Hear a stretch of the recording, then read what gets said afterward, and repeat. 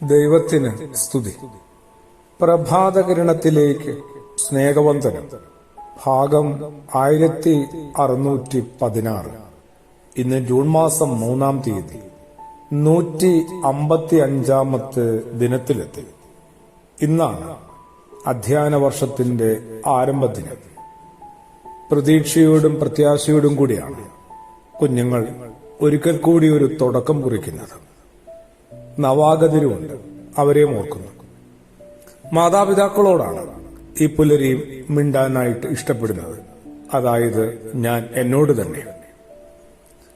കുഞ്ഞുങ്ങളെ നിന്ദിക്കാതിരിക്കാനും പരിഹസിക്കാതിരിക്കാനും ഏറ്റവും ശ്രദ്ധിക്കേണ്ടത് അവരുടെ മാതാപിതാക്കളല്ലേ.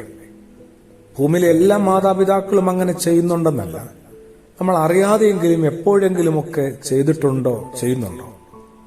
വാക്കുകൾ കൊണ്ടും പ്രവൃത്തി കൊണ്ടും നമ്മളുടെ നിശബ്ദത കൊണ്ടും അവഗണന കൊണ്ടും ഒക്കെ അവർ വല്ലാതെ നിന്ദിക്കപ്പെട്ടിട്ടുണ്ടോ? വല്ലാതെ പരിഹസിക്കപ്പെട്ട് വല്ലാത്ത ചില മുറിവുകളൊക്കെ അവർക്ക് കിട്ടിയിട്ടുണ്ടോ? അവരെ നയിക്കാതിരിക്കാനും കൂടി ഒന്ന് ശ്രദ്ധിക്കാവോ?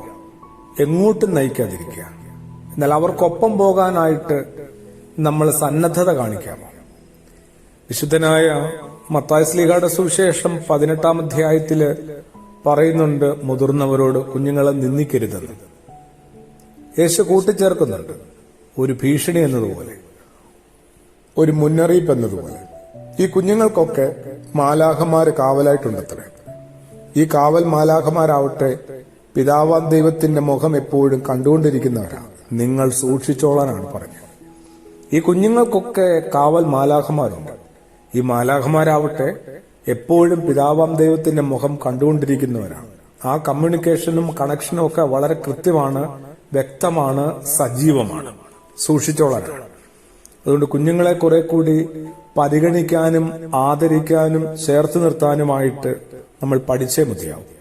നയിക്കാതെ ഒപ്പം പോകാൻ പറ്റണം. ഒന്നും പഠിപ്പിക്കാതിരിക്കാവോ? സ്കൂളിൽ വിട്ടൊന്നും പഠിപ്പിക്കേണ്ടതല്ല കേട്ടോ. അല്ലാതെ നമ്മളിങ്ങനെ സാരോപദേശങ്ങളുടെ കുത്തൊഴുക്കാണല്ലോ വീടിനുള്ളിൽ അപ്പനമ്മമാരുടെ വീതമായി മക്കളുടെ മീതെ കൊടുങ്കാറ്റ് പോലെ. ഒന്നും പഠിപ്പിക്കാതെയും ഉപദേശിക്കാതെയും ഇരിക്കാനായിട്ട് ധൈര്യമുണ്ടോ? അയ്യോ, അവർ വേഗം ചീത്തയായി പോയില്ലേ എന്നാണ് ആരുടെയോ ഉടനെയുള്ള ചോദ്യം. ഉപദേശിക്കുന്ന പറഞ്ഞു കൊടുത്ത് അത് ഒന്നും പുതുതായിട്ട് ഇനി പഠിപ്പിക്കേണ്ടതേ. പിന്നെന്താ ചെയ്യണ്ടേ? മാതൃകയാകാമോ എന്നാണ്. എല്ലാം ഒന്ന് ആചരിച്ച് കാണിക്കാമോ? റോൾ മോഡലുകൾ തീരെ ഇല്ലാതായി പോയ കാലമാണ്. അപ്പനും അമ്മയ്ക്കും ഒരു വലിയ ചലഞ്ച് ഏറ്റെടുക്കാവുന്നതാണ്, വെല്ലുവിളി. സ്വയം ഒരു റോൾ മോഡലായി മക്കളുടെ മുമ്പിൽ ജീവിക്കാമോ? എളുപ്പമല്ല, എന്നാലും ഒന്ന് ശ്രമിക്കാമോ? കർക്കശമായ തിരുത്തലുകളൊന്നും വേണ്ട.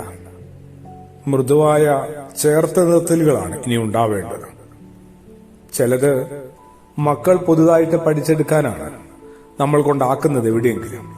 അതിനു മുമ്പ് കുറെ പുതിയത് അപ്പനും അമ്മയും പഠിച്ച് ഇരുന്നാലേ കാര്യങ്ങൾ സുഗമമായി പോകുമെന്ന് തിരിച്ചറിയണം. പ്രാർത്ഥനയോടുകൂടി ആമേൻ.